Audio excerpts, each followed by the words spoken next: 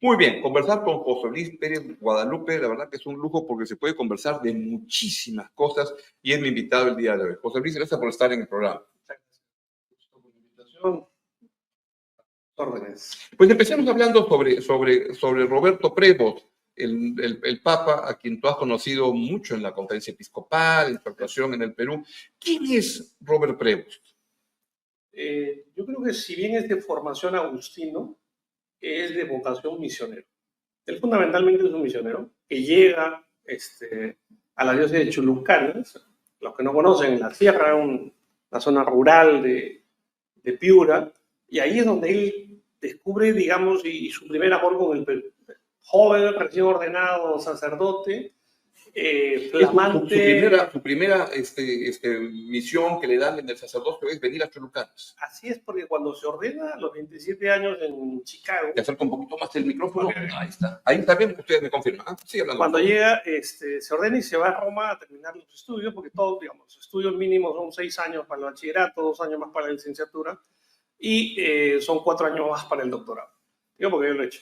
Entonces él se doctora en Derecho Canónico en Roma.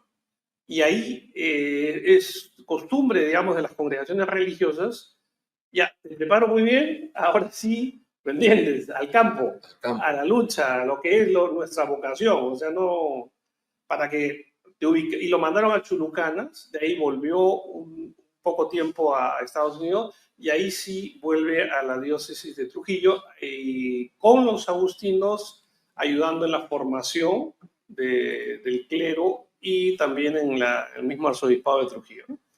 ¿Y ahí sigue su carrera dónde? ¿Dónde va ejerciendo el sacerdocio? 10 años en Trujillo, 11 años en verdad. Y de ahí su comunidad lo llama, porque, digamos, cuando uno pertenece a una congregación religiosa, quizás para explicar, uno es parte de la comunidad, entonces donde la comunidad tenga casas, lo llevan en misiones, entonces es distinto que el diocesano como el cardenal Carlos Castillo, que él es diocesano de Lima y se queda en Lima. Igual todos los diocesanos se quedan solamente en sus diócesis.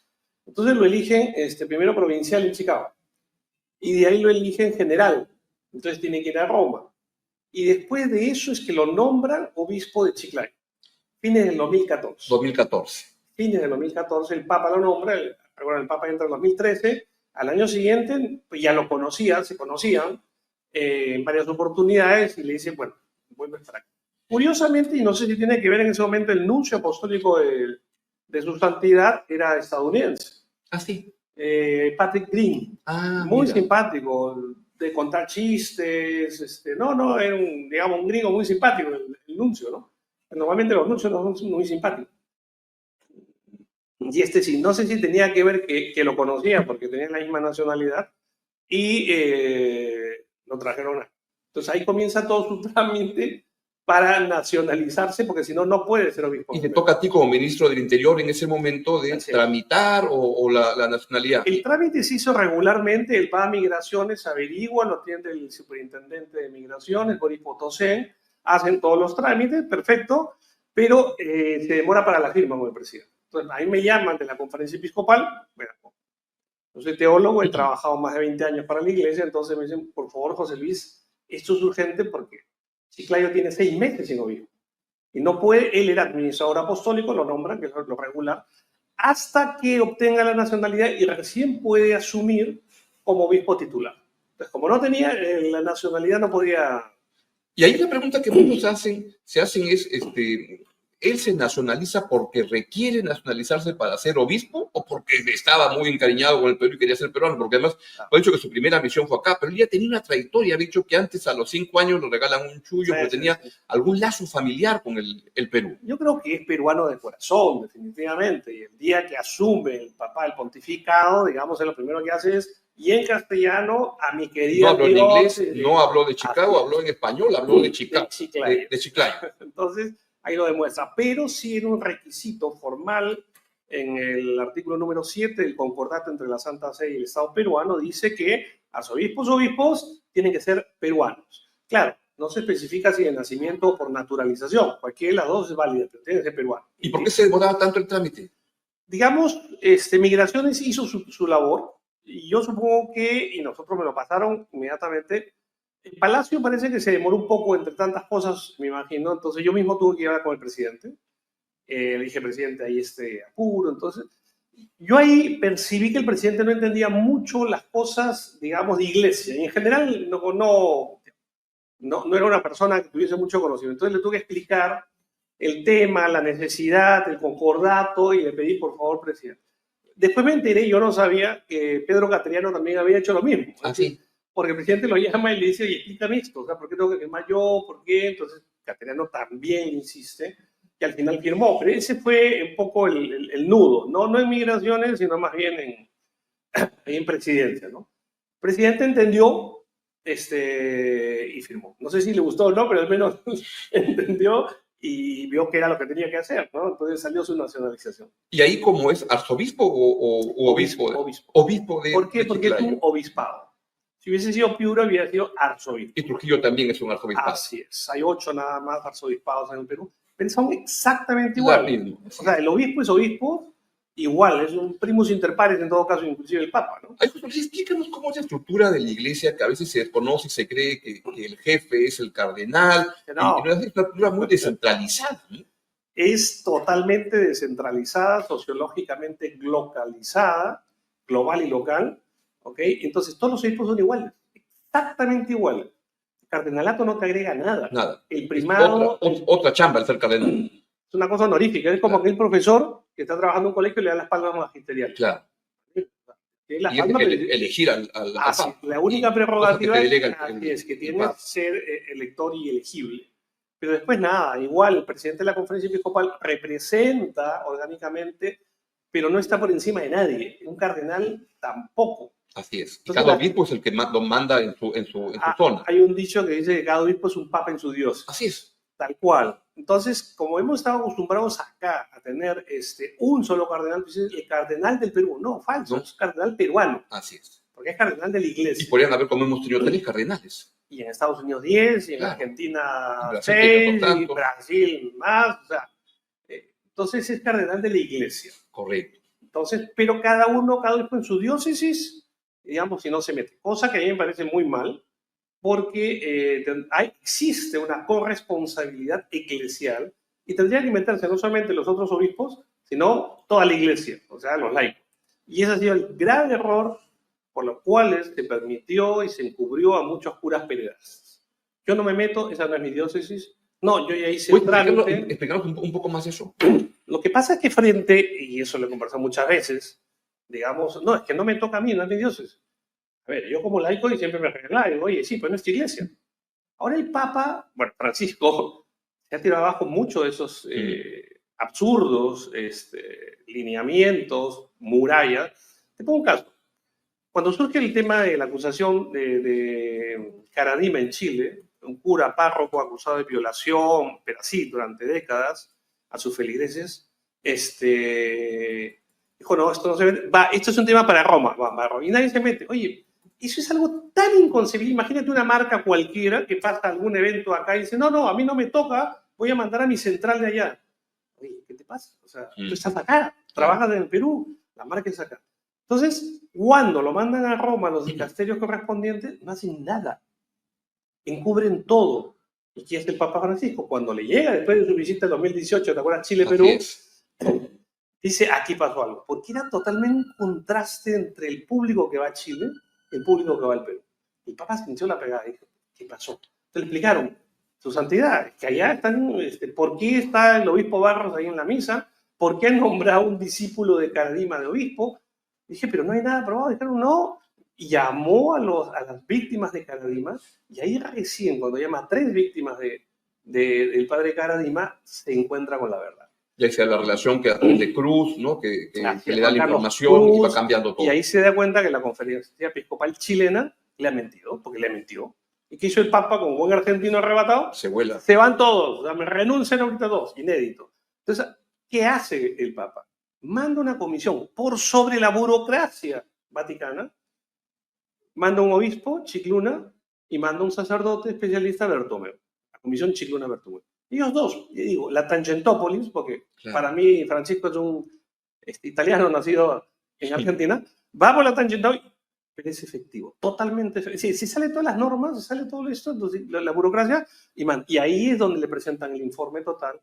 Esta misma comisión es después la que envía para el caso Alicio en el Perú. ¿Y por qué demora tanto en el Perú? Porque Pero, a veces uno dice que bien que Francisco haya avanzado en esa dirección, pero ha tenido el tema las reuniones 10 años. que yo he tenido en la conferencia episcopal, una de mis grandes cosas, discusiones que yo tenía ahí, perdón, no, es que el derecho canónico dice esto, y yo les decía a los obispos, perdón, el derecho canónico es como el reglamento de un club de fútbol. Así Es es. solamente para ustedes, ¿ya? Y esto ustedes lo toman como pecado, pero no, es delito. Claro. Tiene que ser algo tan básico, no, hasta que el Papa no sacó un documento y dijo, perdón, tiene que denunciar, porque no solamente es pecado, no es delito, la cosa cambió. Pero a mí esa mentalidad clerical, canónica, ¿me entiendes? El derecho canónico, absurda. El Papa Francisco la cambió. Creo que la realidad ahí definitivamente obligó a cambiar y mucha gente ayudó a cambiar, como Juan Carlos Cruz o el mismo Pedro Salinas o Paolo Guas, que fueron a hablar directamente con y que el Papa tuvo la disposición de escuchar a gente de fuera de la Iglesia y comenzar a tomar acciones importantes. Entonces estamos en otra época, otro momento en el cual no tiene ningún, y hablar eso con un montón de obispos, o sea, no tiene ningún sentido que si yo soy víctima o pasa algo, tú me digas esto lo hace el canónico. Perdón, tú estás acá en el Perú, tú eres obispo del Perú, esto pasa en el Perú. Claro. Tú no me puedes decir que lo van a juzgar allá. No. O sea, hay un poder judicial que juzga estas cosas. Pero algo tan básico, hasta ahora muchos obispos no lo entienden, ¿eh? ¿Me entiendes? Es decir, señor, tú estás en el Perú. Entonces a eso voy. Tiene que haber una corresponsabilidad dentro de lo que el Papa ahora ha hablado de sinodalidad, eclesia de todos. Claro. ¿Okay? Y creo que todavía, mira, a mí me da mucho gusto, entre otras cosas, que León XIV haya sido elegido Papa en el sentido de que va a ser, no quizás en la forma, pero en el fondo, continuidad de Francisco, y no va a permitir pues que uno se lave de culpa diciendo no es lo mío, yo ya tramité o ya hice. O sea, eso se acabó en la iglesia y va a seguir con el fondo de lo que es la sinodalidad. Todos somos iglesias, todos participamos, todos somos corresponsables de nuestra iglesia. Y su mención a la importancia del periodismo en el mundo en general, sospecho que tiene que ver con que el periodismo te trae información que sale del espacio clerical, que tiene otra forma de llegar, con otros métodos, y que la iglesia debe estar muy atenta a escuchar lo que pasa ahí y tomar esa información, ¿no? Pero quisiera volver al papel de Robert Prevost como obispo de Chiclayo en la conferencia episcopal, donde tú siempre has estado muy cercano a ellos. ¿Cómo es en términos de pensamiento, de decisiones, en su forma de actuar el nuevo Papa? Primero, como persona, Prevost es una persona muy sencilla, nada de protocolos, ni de barreras. Una persona más bien callada, te escucha mucho antes de hablar, muy serena, muy ecuánime, y tú lo ves un hombre espiritual. Entonces, cuando tú hablas con él, ahora, también es muy risueño y un montón de veces nos hemos matado de risa, ¿ok? Me gustaba bromear, aparte que yo nací en Chiclayo, entonces, como voy por Chiclayo, le decía, ¿cómo está Chiclayo? ¿Qué tal? Entonces, bien, y estaba en reuniones también con él en la conferencia episcopal. Claro. Entonces, la cosa era bien clara respecto a estos temas, porque hemos visto temas en el Perú, de caso de pederastia clerical, caso sodalicio. Entonces, Prevost estaba muy claro en la línea del Papa Francisco. Y además, él era doctor en Derecho Canónico. O sea, él decía, monseñor, esto hay que cambiarlo, esto es totalmente anacrónico, no tiene ningún sentido. Y él mismo pasó por eso, y ahí venían las acusaciones y después las denuncias falsas contra él, porque él tuvo que cumplir un protocolo y lo hizo, no como otros que encarpetaron. Él no encarpetó, él lo tramitó. Lo querían acusar de eso, ¿no? De haber protegido, haber encarpetado las cosas. Curiosamente, esos que lo acusan ahora con la sangre en el ojo, porque sacaron a Eguren, apoyaban a otro arzobispo que sí encarpetó. Tu caso. Ahí sí te apoyo porque encarpetaste mi caso. Pero los otros no, mira, imagínate, ¿no? Se rajan las vestiduras. Y Prevost tiene un papel importante en eso, como también lo tuvo en el caso de la Universidad Católica, en la disputa entre Cipriani y la universidad. Final, así es, al final, porque esta disputa ya tiene muchísimos años, hubo otros actores en el episcopado peruano, y me consta también, y Marcial Rubio, que era rector, y ahí fue la primera relación, y ya claro, cuando viene el Papa Francisco la cosa cambia, ¿entiendes? El Papa Francisco ve de otra manera, porque si no hubiéramos tenido el lío con Cipriani, ¿me entiendes? Hasta ahora, y hubiera sido una división, un quiebre lamentable de la Universidad Católica fuera de la Iglesia Católica. Así es. José Luis, y voy ahora, ¿en qué momento se produce el contacto, el clic entre Francisco y Robert Prevost. Y la pregunta te la plantearía así, de repente no es la manera usual, pero esta elección del Papa estaba cocinada ya. Es decir, lo lleva, lo tiene, ya hay una relación, lo lleva a Chiclayo, al Vaticano como jefe personal, tiene que nombrar obispos, lo que van a ser cardenales, y entonces en 4 sesiones, votaciones, humo blanco, Zacatlán. Parolini, ya fuiste, eres historia, y está ese señor que venía de comer cabrito en Chiclayo, pasa a ser Papa. A ver, Francisco es un italiano nacido, como te digo, en Argentina, y los brasileños dicen tiene su jeito, ¿no? Su forma, su estilo. Entonces, Francisco conocía perfectamente cómo se maneja, ¿me entiendes? La curia vaticana, porque es italiano en el fondo, ¿no? Entonces, claro, si tú tienes a 4/5 de los cardenales electores nombrados por Francisco, claro, ya tienes una línea. Si tú tienes a Prevost, ¿ok? Misionero, doctor en Derecho Canónico, ha vivido 25 años en el Perú, y te lo llevas a Roma, ¿ok? Para prefecto del dicasterio de los obispos. Es una chamba, pero crucial y de tremenda confianza. Para el nombramiento de obispos y para el seguimiento de los... O sea, todo el mundo lo conocía. Y si lo pones como presidente, que nadie lo nombra, de la Comisión para América Latina, la Pontificia Comisión para América Latina, entonces tenía, ¿entiendes?, ascendencia. Y él de por sí, porque después he leído a Emil Secuda, que es la secretaria de la Comisión para América Latina, que él atendía a todos, y todos los cardenales iban, lo visitaban, y ya digo, Prevost con esa amabilidad natural, ¿entiendes?, con esa cercanía natural, pues todo el mundo lo conocía. Ahora, claro, Prevost es doblemente americano, ¿entiendes? O sea, claro, del norte y del sur, y si tú juntas a todos los cardenales, ¿entiendes? Ahora, ciertamente, como se dice también, Prevost era el cardenal menos estadounidense de los cardenales estadounidenses. Claro. ¿Entiendes? No era uno de los... ¿Cuántos cardenales tiene? ¿7, 8 Estados Unidos? 8, sí, efectivamente. ¿No? Pero no era uno que estaba en el tiene grupo. Más, pero con derecho a votación, sí. Entonces, y todos lo conocían en general. Entonces, claro, entraban unos un poco más voceados, como Parolin, como Tagle, ¿entiendes? Pero ahí empezó el perfil bajo. Yo creo que dijeron, a ver, queremos el fondo del Papa Francisco, pero no con esa, digamos, extroversión del Papa Francisco. Vamos a otro ritmo. Prevost, el indicador. Pero mira los mensajes, aparte del castellano y su diócesis de Chiclayo, en el primer mensaje, que lo que está diciendo es, yo vengo de ahí pastoralmente, claro. O sea, yo soy misionero, y en castellano. Otro mensaje es, se aparece revestido de la forma clásica, igual claro. que Benedicto XVI, pero con sus zapatos negros, igual que Francisco. Una combinación de... sí, claro, el guiño la tradición fuerte, pero con los toques de Francisco. No se puso pues sus zapatos rojos, porque es que tiene un gran significado, pero la iglesia tiene que entender que los símbolos, si ya no simbolizan... Tienen una oportunidad, no van cambiando. Que pierdes. El signo por esencia tiene que simbolizar, tiene que llamar un mensaje que esto aluda. Pero si los zapatos rojos ya no aluden a ningún mensaje ni a la sangre de los mártires, ¿para qué te los pones? Y te quiero llevar a puede significar el papado de León XIV. En términos, primero, el ser gringo de Estados Unidos es una señal para Trump, y todos los medios de fuera lo que andan hablando es que se viene una gran confrontación, de pelea, discusión entre el Papa y el señor Trump, que se cree una mezcla de Papa con rey y una cosa medio rara. Aquila non capit muscas, decían los latinos. ¿Qué significa eso? Las águilas no cazan moscas.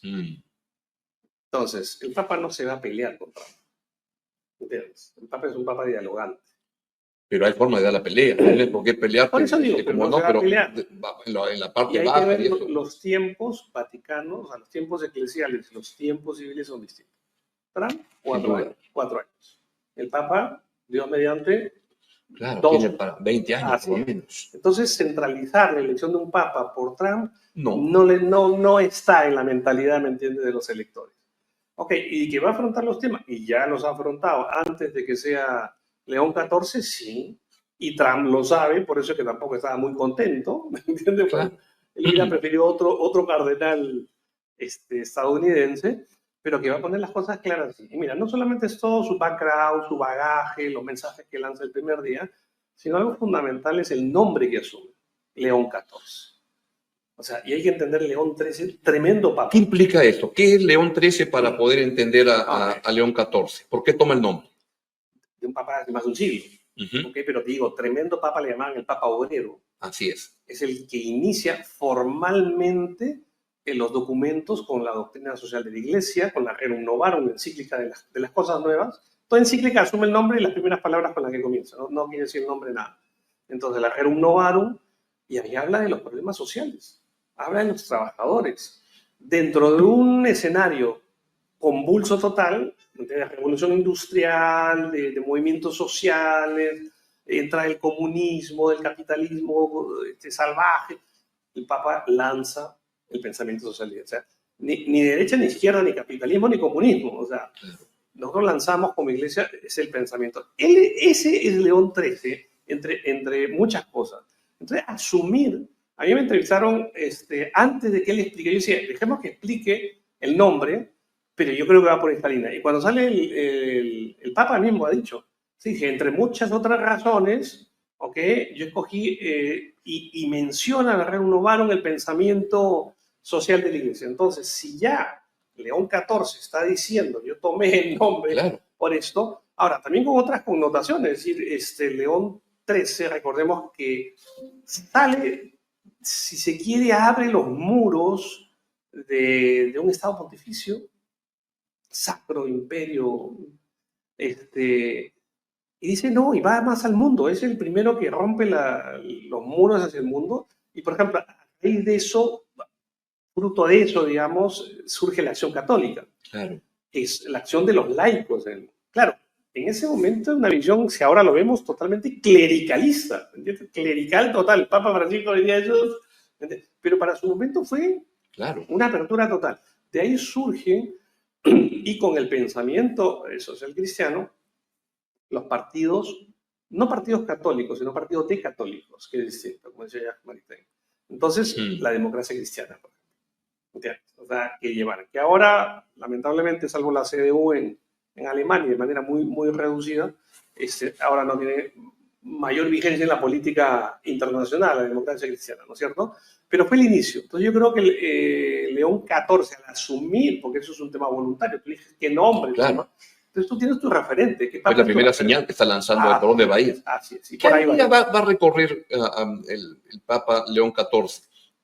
Se puede decir que de alguna manera está muy alineado con lo que ha estado haciendo el Papa Francisco, pero como que Francisco enfrentaba nuevos tiempos y como que Francisco ha construido un poco la carretera por la que ahora puede discurrir más rápidamente León XIV en una serie de temas. Yo creo que sí, definitivamente.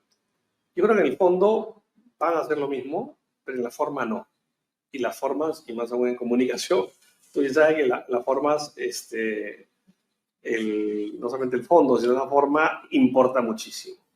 Entonces ya digo, los guiños a lo clásico tradicional de la iglesia sin perder su significación y estar con los pies bien en tierra, con sus mismos zapatos con los que ha sido obispo, es fundamental. Entonces yo creo que va a ir por esa misma línea, pero quizás no en la velocidad, no en el acento, no en la forma de un papa, ciertamente con un liderazgo indiscutible como Francisco, que fue disruptivo, extrovertido, muy, si se quiere, muy argentino, a veces se exaltaba y decía lo primero que venía a la cabeza. León XIV no dice lo primero que viene a la cabeza, dice lo segundo después de haberlo pensado. Entonces, ese es otro acento distinto también de personalidad. Van a haber algunos cambios que sí se han hecho notar. Por ejemplo, el Papa Francisco hablaba mucho de la inclusión de gays y en cambio se ha recordado en estos días que el Papa a León XIV ha tenido menciones y ha estado participando en eventos como Con mis hijos no te metas y esas cosas. ¿Va a haber un cambio en ese espacio? Es que no llegó a haber ningún cambio doctrinal con Francisco. Pero de acento, de tonos. De actitud, sí. Es decir, frente al rechazo, ¿me entiendes? De iglesia somos todos. Y como decía el Papa Francisco, ¿quién soy yo para juzgar? ¿Me entiendes? Claro. ¿Sabes? Como vino una María Magdalena que hizo Jesús, ¿la apedreó? No, esto ven. No, claro. ¿Me entiendes? No va a decir acá, no, perdón, en mi club no entran prostitutas o ex prostitutas, ¿me entiendes? No. Entonces, esa misma actitud de apertura y misericordia va a tener. Claro, no creo que haya un mayor cambio doctrinal en ese sentido, ni en otros que la gente quizás reclama, pero que tampoco tú puedes renunciar a lo que consideras. Ahora, no solamente es un colegio cardenalicio, ¿me entiendes? Hay un consensus fidei que se llama, el consenso de la fe. Entonces, que tienes que ver y que tienes que plantear. No te puedes salir de eso, pero actitudes de cercanía, eso tú no lo puedes negar, ¿entiendes? A nadie. Claro. Y lo que se hacía era, te tachaban, ¿me entiendes? Divorciado, vuelto a casar, mira, no, hasta divorciado, sin vuelto a casar ya eras un apestado en televisión. Por favor. Claro, había otros mucho más pecadores, pero que guardaban las formas y, ¿me entiendes? Adelante, ¿no? Porque les quiero ir desplazándome hacia los temas, porque el Papa lo que va a tener es un mundo convulsionado con un riesgo de guerra mundial muy grande. Otro de los temas que se enfrenta en el mundo es el crimen organizado, especialmente en América Latina, que ya es una especie de multinacional. Y tú estás publicando, o acabas de publicar un libro que se llama El tren de Aragua y el crimen organizado en América Latina, junto con Lucía Novero y Guillermo Coronado. ¿De qué se trata? Un libro de tremenda actualidad. Mira, es una investigación, gracias por la mención, de 3 años que estoy trabajando, y la cosa es muy sencilla. Después de la pandemia se abren otra vez los penales. Yo sigo siendo un agente, yo soy un agente de pastoral carcelaria de la Iglesia Católica hace 40 años. ¿Qué es un agente de pastoral carcelaria? A mí me han invitado a unas charlas en los penales y voy con mucho gusto. Claro, pero vas a Castro Castro. Pero es alguien que es muy estructurado en esa línea, ¿no? Sí, no, es que cada penal es diferente. Una cosa es ir a Castro Castro, también he ido años, y otra cosa es ir a Lurigancho, por ejemplo. Y si vas a Sarita es otra cosa. Pero bueno. Entonces, nada, es gente católica de iglesia enviada por el obispo a trabajar en los penales. Y eso yo soy hace 40 años.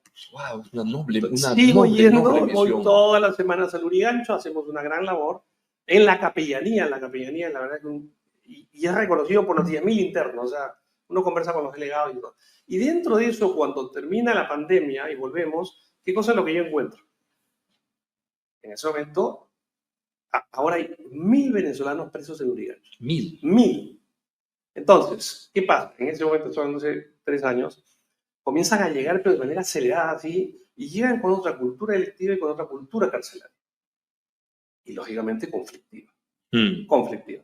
Y es ahí donde, como capellanía, organizamos una mesa de diálogo y prevención de conflictos. Entonces, los venezolanos que estaban en sus pabellones y no salían, y los delegados no lo dejaban salir, y eso era un conflicto así latente, hicimos un conversatorio, llamamos a los líderes de los internos venezolanos en Lurigancho, y comenzamos a conversar. Llamamos al presidente del INPE, Defensoría del Pueblo, Migraciones, Justicia, todo, y dijimos, a ver, aquí hay un problema, hay que conversarlo. Se trabajó muy bien. Hasta se les dio carnet de extranjería en calidad suspendida a los presos extranjeros. O sea, todos colaboraron. La verdad que funcionó como Estado. No como gobierno, sino como Estado. Todas las instancias que tenían que ver. Y se redujo mucho esa tensión entre esa nueva delincuencia que venía venezolana. Y ahora están mucho más integrados en los penales. Es más, son parte de los equipos de fútbol de cada pabellón. Sábado y domingo tú escuchas ahí arepa, hacen su arepa, ya están insertados, juegan béisbol. Hemos puesto en todos los pabellones tableros de básquet para que jueguen, o sea, comenzando por la capellanía. Claro. Entonces, que sea de la forma integral. Y están muchísimo más integrados. Cosas pueden haber, ¿me entiendes? Pero estaban. En ese contexto es donde yo conozco a los venezolanos. Entonces, conversando, ya me hice un amigo de ellos y comienzo a escucharlos, que es un poco lo que he hecho 40 años escucharlos. Claro. Comienzo a escuchar unas historias, pero tremendas, terribles, y decía, no puede ser. ¿Cómo era la delincuencia en Venezuela? ¿Cómo eran las cárceles en Venezuela? Entonces, pido permiso para poder entrar a una grabadora. Le digo, ¿podemos conversar tú? Sí, ¿puedo grabarte? Claro que sí. Me dice, José Luis, cuéntame. Y ahí es donde yo comienzo a recoger un montón de información. Y ahí ya, si se quiere, mi labor de agente pastoral está presente. Pero digo, esto no se puede perder. Sin duda. Entonces, ya, el primer libro sobre el Lurigancho lo escribí hace 35 años. Entonces, volví otra vez a mi vena antropológica, entonces recojo los testimonios de ellos. La verdad es que yo no les creía mucho. Pero ¿qué hago? Confronto lo que se ha escrito en ese tema, esto hace 2 años, con lo que me están diciendo y me doy cuenta que hay un match absoluto. O sea, no me están mintiendo, me están diciendo la verdad. Pero la diferencia es que ningún libro, y hasta ahora no he encontrado ninguna investigación, Augusto, a nivel internacional, donde recogen testimonios de los mismos protagonistas. Digo, esto no puedo perder, ¿me entiendes? Hago un análisis criminológico ahí con Lucía Nuñovero y con Guillermo, ¿entiendes? Entonces lo que hemos hecho es contextualizarlo, como tú bien has dicho, en un continente donde avanza el crimen organizado, Y eso es lo que hemos puesto. La gran novedad es que tiene testimonios de los protagonistas de la migración delictiva venezolana en América Latina. Y el estudio es a nivel latinoamericano, es decir, por qué actúan de una manera en Venezuela y otra distinta en Colombia y otra distinta en el Perú, qué elementos conjugan, por qué vienen ellos a delinquir al Perú, ¿entiendes? Y ahí divido la delincuencia venezolana organizada y la delincuencia venezolana atomizada, ¿ok? Entonces son diferentes razones, funcionan de manera diferente. O sea, entender su lógica como delincuencia organizada y también los que no son organizados. Entender que el Tren de Aragua no es el único tren en Venezuela. Es lo que quiero que nos cuentes. ¿Qué cosas en tu libro que nos puedas adelantar? Bueno, ya salió, está por salir en breve, ¿no? Acabo de mandar ayer ya la última versión, porque tú sabes, una publicación académica pasa por revisión de pares o revisión de ciegos. Sin duda. Acabo de levantar las observaciones y ya está en la editorial, va ya la parte de corrección de estilo y todo lo demás, y sale para comienzo de julio. Magnífico. ¿Y qué cosas sale en julio el libro? Por la Universidad del Pacífico. Así es. Y entonces lo que cuéntanos es qué es lo que trae, qué se puede aprender de lo del Tren de Aragua que no sabemos muy bien. Mira, el Tren de Aragua es uno de los trenes, que hay que entender cómo funciona. ¿Y por qué funciona diferente? Por ejemplo, Perú y Chile, que son muy parecidos, a Colombia, Brasil y México. Y en tercer lugar, Venezuela. Yo hago esos tres comparativos y analizo las diferentes variables. Ahora, entender que el Tren de Aragua no es exclusivo ni original, sino que recoge, en fondo es el epítome de muchas organizaciones criminales, cómo funciona, ayuda mucho. Ahora, la pregunta es, ¿qué tipo de organización criminal es? Claro. Porque ese es el fondo. ¿Es como Jalisco Nueva Generación? No. ¿Es como el Clan del Golfo? No. ¿Ellos se dedican a exportar drogas? No. Tú ves a los chibolos, no tienen ni 30 años. ¿Por qué fueron a Colombia? ¿Por qué fueron a Ecuador? ¿Por qué en Ecuador no han entrado? Todo eso lo tengo en testimonios. O sea, he preguntado porque hay gente que ha migrado, gente que estaba en varios países, gente que ha ido y venido de Chile llevando ketamina. O sea, ¿por qué trabajan? Todo eso está en el libro. Ahora, entender que no es el único tren, el Tren de Aragua. Es un estilo de forma de organización. ¿Y qué son? Pandillas carcelarias. ¿Qué es? Pandillas, como miles que habían en Venezuela, que se fortalecen primero bajo el dominio de una cárcel. Y es la gobernanza carcelaria la que te lleva a tener la gobernanza criminal en la calle. Copian el modelo de cómo ellos dominan, ¿okay?, la cárcel, y lo copian exactamente y lo llevan al barrio, lo llevan al distrito. Y por eso lo que tenemos ahora, una delincuencia que no teníamos, sino una delincuencia territorial. Ahora, todo esto que pasa en Venezuela con la anuencia, no solo la anuencia, sino complicidad del gobierno venezolano, que en 2011, aunque no lo crean, no se exporta. No. Les regala los penales. El 62% de los penales en Venezuela llaman abiertos. ¿Qué es un penal abierto? Donde la delincuencia manda, hace lo que quiera. No entra un policía dentro de un penal. Los internos salen y entran cuando quieren. Vienen las visitas, se quedan una semana, un mes. Un centro de estratégico de acción. Es que justamente los penales se forman en cuarteles de los trenes. No solo el Tren de Aragua. ¿Y por qué hace eso el gobierno de Venezuela? Porque no podía controlar los penales y le dice, ¿sabes qué? Mira, a ver, ya, yo te lo doy, pero menos muertos, ¿ya? Y ahí todo un tema bien interesante de la centralización, como dice Magaloni, el crimen desorganizado es mucho más dañino que el crimen organizado. Sí, claro. El crimen organizado... ¿Sabes? Cuando aquí combates hay un jefe, lo entienden mejor. Reduce el número de peleas, se reduce el número de muertos, es increíble, porque todo eso hemos tenido que analizar. El gobierno de Maduro, el dictador Maduro, le regala los penales. Pero no solo eso. Unos años después, es más, nombran a Iris Varela, que es lo más impresentable que puede haber en el mundo. Ella era la ministra de los penales, le regalan los penales. Y después le regalan los distritos. Hay distritos que le llaman ellos, muy eufemísticamente, siempre el gobierno chavista, le llaman zona de paz. ¿Qué son las zonas de paz? La policía va a salir de esa zona. Ahora solamente ellos, organizadamente, ¿quiénes son ellos? Los delincuentes. Y ellos son la nueva ley. Entonces, mire ese modelo de dominio penal, dominio de barrio, están acostumbrados y ahí cambian el modelito. Ya no se dedican a robar celulares, no. ¿Qué hacen? Otro tipo de organización, porque viene la crisis venezolana, nadie tiene plata. Si tú le robas un celular a alguien, viene y te saca una pistola. No, menos riesgo, más. Ahora, aparte, todos unificados. Se logró la unificación de la delincuencia. ¿Y qué vamos a hacer? Extorsionar.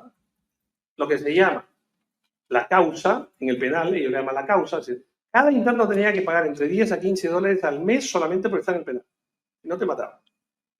Entonces, los carros, los pranes, Claro. los líderes, los taitas, digamos, que había antes en el Perú, reciben todo ese dinero. Entonces, imagina la cantidad de dinero mensualmente que reciben, y aparte que todo lo que negocian dentro del penal, todo lo que negocian dentro del penal, ¿ok? Esa plata la tenía el niño guerrero. Y comienzan a comprar armas, y comienzan a salir al barrio, y a dominar cárcel, dominan barrio, y comienzan a salir y hacen negociaciones con otros trenes, porque hay el tren del sur, el tren del desastre, el tren del Pacífico, otros trenes de Venezuela, y copian el modelito. Y eso, con la gran migración venezolana del 2017, la tercera ola migratoria, es que salen ellos y llevan el modelito, ¿me entiendes? Entiendo. A América Latina. Entonces, esto, igual que en criminología, tú dices, no importa qué fuerzas represivas tengas, ¿me entiendes? Importa qué tipo de delincuencia tienes.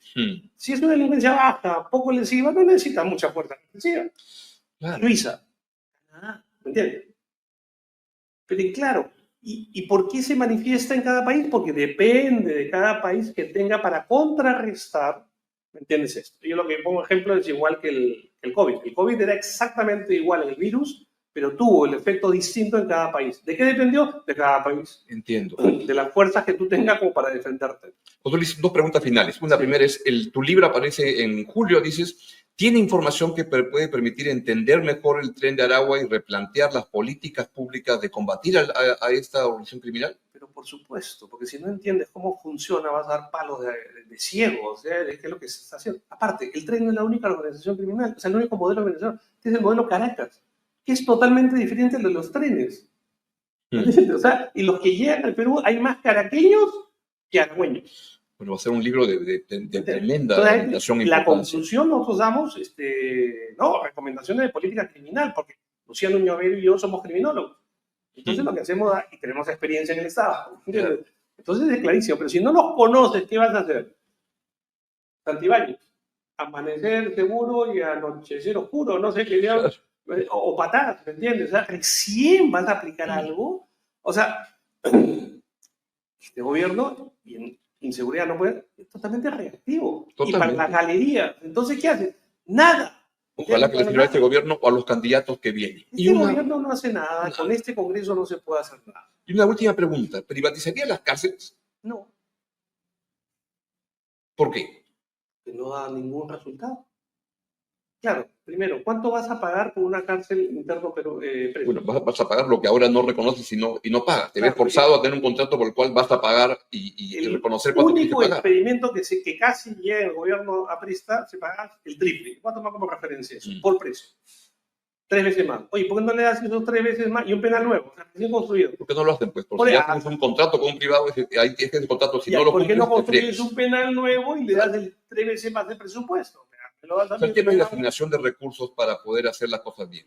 Mira, te digo una cosa, disculpe, Privado o tengo que Estado. hablar. Del 2011 al 2016 inauguramos 10 penales, Augusto. O totalmente nuevos, de cero, o totalmente reconstruidos. Tirarnos abajo y el mismo terreno. 10. Han pasado 10 años y no se ha construido un solo penal. Claro. Ahora quieres privatizar. No va. Servicios, algunos servicios sí. Pero Claro. la gestión del penal o la construcción misma del penal no tiene ningún sentido, en mi opinión. Si lo haces bien, lo haces bien. No necesitas más plata. José Luis, muchísimas gracias por estar en A3R.net de Claro y Directo para darnos tu versión de lo del Papa y de las cárceles y del Tren de Aragua. Y esperamos con ansias tu libro que se llama El Tren de Aragua. Así es. Y el crimen organizado en América Latina. Perfecto. Ha sido José Luis Pérez Guadalupe ilustrándonos sobre temas tremendamente importantes en el momento actual. Vamos a ir a una breve pausa y venimos con la actriz Vania Acinelli sobre la obra que está protagonizando Mi madre se comió mi corazón, sobre la bipolaridad. Ya venimos.